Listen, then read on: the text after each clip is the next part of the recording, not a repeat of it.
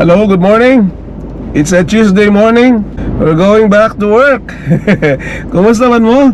Gabi ulan-ulan, no? Ba't karon medyo dagom-dagom usab? Ba't nagpakita na ang haring araw? So today, we will be studying again the Word of God.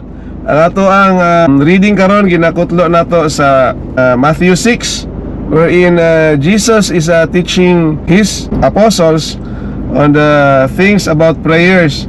Niingon siya dito, when you pray, go to your room. This is chapter 6 verse 6. When you pray, go to your room, close the door, and pray to your Father who is unseen, and your Father who sees what you do in private will reward you. And further, He is also teaching them the Lord's Prayer. Ginaingon dito sa chapter 6 verse 9. Ingon niya, this then is how you should pray. Our Father in heaven, may your holy name be honored. May your kingdom come. May your will be done on earth as it is in heaven. Give us today the food we need. Forgive us the wrongs we have done, as we forgive the wrongs that others have done to us.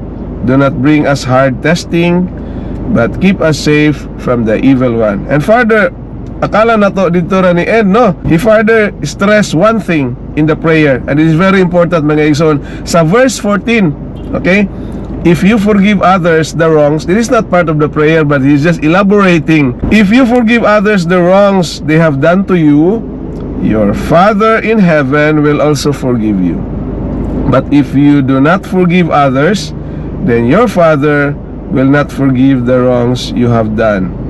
So, salamat sa pulong sa Dios nga ato karon nga pagatukion in a very short time lang, mga igsoon, because we have limited time.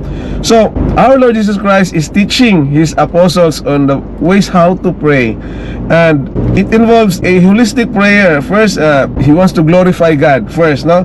What He is, may your kingdom come, and may your will be done on earth as it is in heaven. And also prayer of provision. So give us this day our daily food that we need. Then He stressed it, forgive the wrongs we have done as we forgive the wrongs that others have done to us. And further, He stressed this in verse 14 about forgiveness.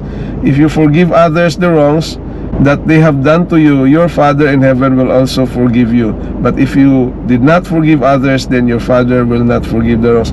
Nganong ingon ani man, mga igsoon, ang gipamahayag ni Ginoong Jesucristo? Why he's stressing much on the forgiveness? Okay? Because ang ato nga kinabuhi bilang makasasala, mga igsoon, is na-restore kita because of the forgiveness of God. And God is in the business of forgiveness. Is in the business of redemption.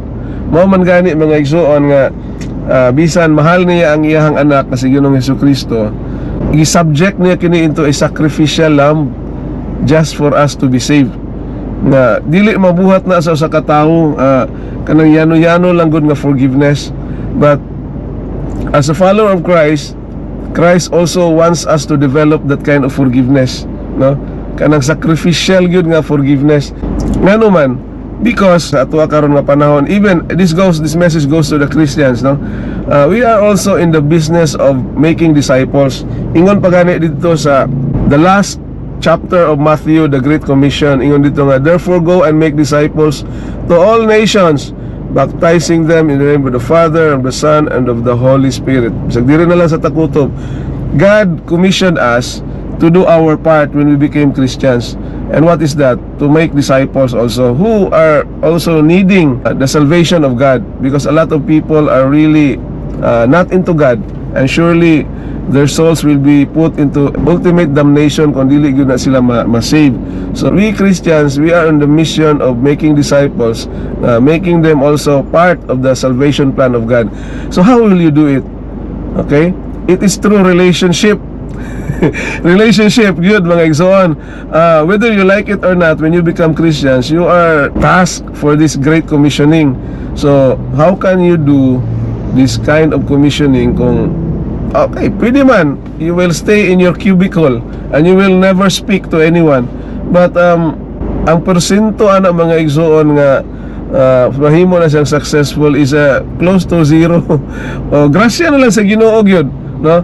But you need to extend your arms to be a welcoming Christian. So in short, dapat relational ka mga igsoon. So okay lang kung all people are your friends, but not all people in reality are your friends. Tama, no? Sometimes okay, friend na nimo siya karon, pero ugma mabikil na sab siya, because we are so human in nature nga pwede gyud ka in a slightest word, in a slightest action, pwede gyud nga mabikil ang tao ug masilo siya sa imuha, ikaw pon masilo sa iya. So kung saon naman lamang ang mission nato karon to make disciples kung naay tainted ang inyong relationship. So God is really teaching us on how to fix that kind of relationship. Kung saying ingon, learn to forgive. Kung nakasala ang tao sa imuha, ikaw gyud ang una nga mo forgive, no, para ma-restore na nga broken relationship. Approach him, so dili nimo siya i-condemn, but you open your heart to forgiveness. Much more kung ikaw ang nakasala. Kay katuganing nakasala nga tao, tudluan mga ni ka sa Dios sa pagpasaylo. Much more kung ikaw nakasala. Kung ikaw nakasala, then you need to ask for forgiveness to that person, para ang ultimate goal nato is to build and maintain the relationship. Nga naman, kung doon ay relasyon mga igsoon, dito ang pinaka-basic foundation para ma-lead ang tao into discipleship. Okay, kung walay relationship, how can you establish that kind of mission? So gitudluan kita sa ato ang Ginoong Hesukristo, even to the Lord's Prayer. In the end, gistress niya di sa 14 nga dapat ka-learn kita o saan pagpasaylo, ingon nga ang Dios nagapasaylo man. Kay mao man nakabaton man ta og kaluwasan mga igsoon, tungod sa unang-una gipasaylo kita sa Dios before ta nagrepent. Ana-ana diha ang kapasayloan sa Dios. So mao na mga igsoon nga to copy that kind of illustration into our lives, because when we become Christians, we are expected to walk like Christ, to be like Christ. Mao gani na nga Christians na. So we should manifest the character of Christ. Ang Kristo nga itong nahibawan is mapinasayloon. So unsa man ta, Kristohanon lang ta nga dili ta mapinasayloon. So karon kita tudluan kita in order for the business of God of redemption to propel or to prosper. Kay relationship jud ang kinahanglanon, whether you like it or not mga igsoon. So mo na nga gitudloan kita nga unsaon gyud. Og further, ang Dios nagapanudlo usab sa Ginoong Hesukristo. Kung basahon ninyo di sa Matthew chapter 5 verses 23 to 24, this goes to the real Christians sa katong mga matured Christian na gitudloan kita kay in cases dili man gyud malikayan nga masilo o makabikil kita og kapwa nato igsuon. Unsa yang giingon? Matthew 5:23 to 24. This is my last verse. Therefore, if you are offering your gift at the altar, and there remember that your brother or sister has something against you, leave your gift there in front of the altar. First go and be reconciled to them, then come and offer your gift. So klaro kay diri mga igsoon, no, nga kung naana ka sa simbahan and you are offering a gift, and there you can remember nga naade kay igsuon nga nakabangi, na silo or na kaaway, unsay giingon? First go, biyae, no, leave your gift there in the front of the altar. Biyae ang imong gift, or hunong mo sa og simba, lakaw, no, pagawa sa simbahan, og adtoi ang imuhang igsuon and be reconciled, and then balik and offer your gift. So unsay ipasabot niini, ang Dios is very serious on relationship mga igsoon. Unsaon man nga magsimba-simba ka, mo offer kag prayer or offer kag offering sa Dios, pero naade kay nakabikil. So ang Ginoong Hesukristo nagapanudlo diya sa Matthew chapter 5 verses 23 to 24. I-take note mga igsoon, just in case you will review this. Ningon siya nga biyae ang inyo nga gift in front of the altar, and go and be reconciled dito sa igsuon nimo nga nasilo mga igsuon. So Jesus Christ is really serious on relationships. Mao na mga igsuon nga we should be a good citizen to our community, to our neighbors, to our brothers, to our sisters, and even to our workmates, much more to our churchmates, no, igsuon. Kay kana sila mga igsuon, muhugot na siya inspiration sa imo, and when they become inspired of your life, nga very welcoming ka mga igsuon, dali na lang yun kaayo nga to make friends with them and be convinced nga naa kay Kristo sa imong kinabuhi, and sooner or later they would like to be like you, no? Kay ang kinabuhi sa tao karon mga igsoon nagakinahanglan jud og kalinaw, no? So they look up at you nga malinawon man nga tao, loving man nga tao sa iya nga family, very welcoming man kaayo sa akoa nga halos dili mi kaila pero kaila na feeling nako kaila na mi kaniadto pa.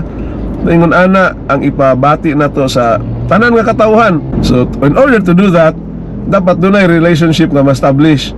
And in order for relationships to be established, dapat kamao kita nga makigrelasyon mga igsoon, and to fix broken relationship. Forgiveness gyud mga igsoon. And it will not only benefit sa iba nga mga tao, it will also benefit you.